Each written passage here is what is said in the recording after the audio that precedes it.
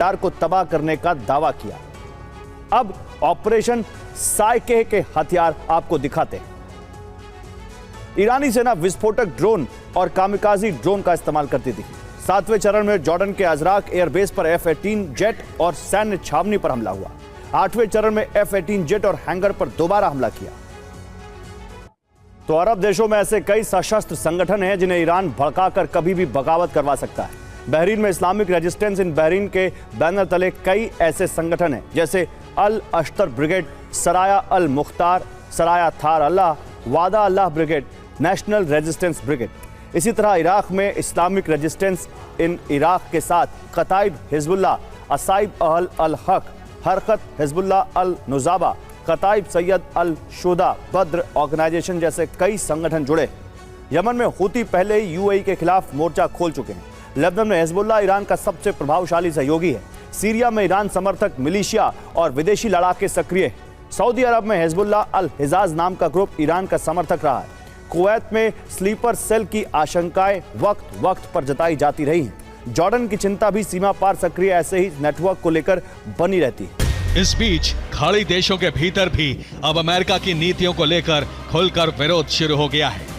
Oman के विदेश मंत्री बद्र बिन हमद अल बुसैदी ने फ्रांस के प्रतिष्ठित अखबार ले मोंडे में एक बेहद तीखा लेख लिखा है कि ईरान के खिलाफ इस जंग ने पूरी तरह साबित कर दिया है कि अमेरिका की ईरान को रोकने की नीति कितनी बड़ी कल्पना और झूठ थी। उन्होंने साफ कहा कि पूरे खाड़ी क्षेत्र को एक ऐसे विनाशकारी संघर्ष में घसीट दिया गया है जिसे कभी शुरू ही नहीं होना चाहिए था। तो अरब में महाशक्ति अमेरिका का सुरक्षा कवच तार तार हो गया है। ईरान ने सीधे वॉशिंगटन से टकराने की बजाय एक ऐसी अचूक चाल चली है जिसने खाड़ी देशों में बने अमेरिकी अड्डों को मलबे में तब्दील करना शुरू कर दिया है। करोड़ों डॉलर फूकने के बाद भी अमेरिकी पेट्रियट मिसाइलें अपने दोस्तों को सुरक्षा देने में पूरी तरह नाकाम साबित हो रही हैं। IRGC और ईरान की सेना के ऑपरेशन ने ट्रंप का अरब नेटो बनाने का सपना अब एक बुरे सपने में तब्दील कर दिया है। क्या ईरान ने अमेरिका को खाड़ी की धरती पर दूसरे वियतनाम युद्ध में चक्रव्यूह की तरह फंसा दिया है? इस रिपोर्ट में देखिए।